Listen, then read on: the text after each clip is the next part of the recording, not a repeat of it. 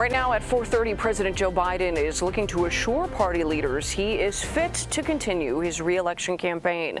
As CBS 2's Skylar Henry reports, questions from elected Democrats and voters continue following the president's debate against former President Donald Trump last week. The White House says President Biden is fit to do the job. He knows how to do the job, not because he says it, because his record proves it. Administration officials say despite what they call his bad performance during last week's debate, his legislative record speaks for itself. He understands that he's not a young man, obviously. He said this. But his focus is going to continue to deliver for the American people. Though Texas Congressman Lloyd Doggett became the first Democratic lawmaker to call on the president to step aside Tuesday. Writing in part, he's hopeful that Biden will make the painful and difficult decision to withdraw. On Monday, President Biden once again tried to rebound, calling out the Supreme Court for ruling that presidents enjoy broad immunity for official acts while in office. It's a terrible disservice to the people of this nation.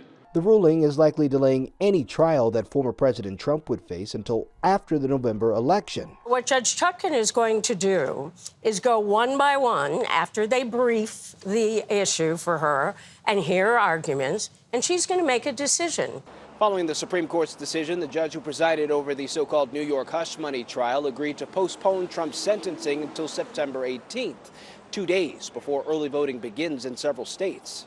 Trump's attorneys also want his 34-count conviction in the trial to be thrown out. Meanwhile, top Democrats continue to close ranks around Biden, but admit there are concerns within the party. Is this an episode or is this a condition? And so when people ask that question, it's completely legitimate of both candidates. The president now plans to meet with Democratic governors himself Wednesday to shore up support for his re-election bid. Skylar Henry, CBS News, Washington.